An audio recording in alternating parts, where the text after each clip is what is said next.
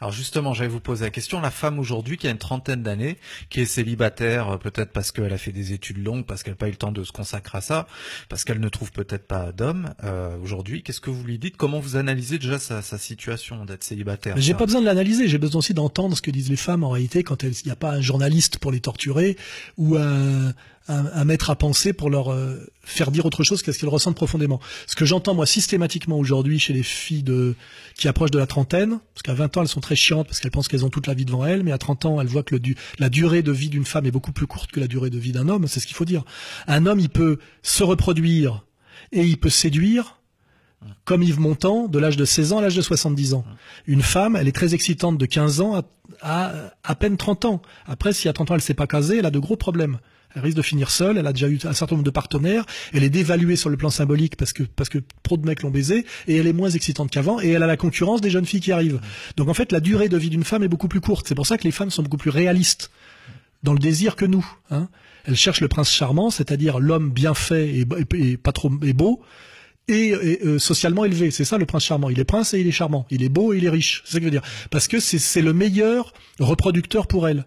Il va lui garantir les enfants les mieux faits et qu'elle pourrait élever dans les meilleures conditions sociales. Donc en fait, tout ce qu'on croit être de l'idéalisme, etc., c'est du réalisme absolu. Les femmes sont bien plus réalistes que les hommes. Parce que c'est elles qui se font baiser, c'est elles qui tombent enceintes, c'est elles qui quand même s'occupent plus des gosses, contrairement à ce que l'idéologie dominante veut nous faire croire ou veut nous imposer. Et elles sont beaucoup moins dans elles sont obligées d'être dans la réalité beaucoup plus que nous. Et elles savent aussi, ou si elles le savent pas, elles le découvrent à leurs dépens, qu'elles ont une durée de séduction, et donc une durée où sur le marché de l'offre, elles ont beaucoup d'avantages, beaucoup plus courtes. La femme est la reine du jeu de 15 ans à 27, 28 ans. Elle rentre dans les boîtes de nuit, tout le monde la veut, tout le monde fait semblant de la trouver intéressante, les hommes se battent pour elle. Mais l'homme, lui, jeune, en prend plein la gueule. Le mec de 18 ans, il est dominé par les mecs de 30 ans qui ont plus de moyens et plus de virilité. Les femmes de son âge veulent des mecs plus vieux, parce que la fille de 18 ans veut un mec de 30, pas un mec de 18. Donc il en prend plein la gueule, le jeune. Donc, sauf s'il est très malin, très beau, très viril, etc., très riche, etc. Mais petit à petit, il compense son handicap, et après, c'est lui qui a l'avantage. Vous voyez, un type de 45 ans qui a une belle réussite sociale peut à la fois avoir la mère et la fille, je le dis honnêtement. C'est-à-dire, il peut avoir la femme de 45 ans et sa fille de 20 ou 25, en gros. Et donc, plus le temps passe, plus l'homme devient le gagnant du jeu. C'est pour ça que ça m'a amené à l'analyse que j'ai faite dans ce livre, qui est très subversive. Le mariage, en réalité, protégeait les femmes. Puisque sur la longue durée, le mariage, c'est empêcher un type de 50 ans qui a réussi socialement de virer sa femme vieillissante pour en prendre une plus jeune qu'il n'aurait pas pu avoir au début de sa carrière où il pesait pas encore le même poids symbolique et financier. Et toute la société nous raconte l'inverse. C'est les femmes qui demandent le divorce à un âge où elles sont un peu inconscientes et qui finissent par se rendre compte elles ont fait un choix de solitude, c'est le cimetière des éléphants. Parce que les femmes ont la plus longue durée de vie. De 45 ans à 80 ans, plus personne n'en voudra.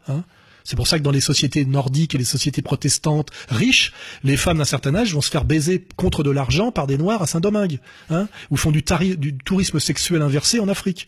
Parce que effectivement, il n'y a plus que des pauvres qui ont besoin d'argent pour accepter, des pauvres jeunes pour accepter de les baiser. Des emmerdeuses. Imagine une emmerdeuse protestante allemande ou suisse-allemande ou d'un pays nordique.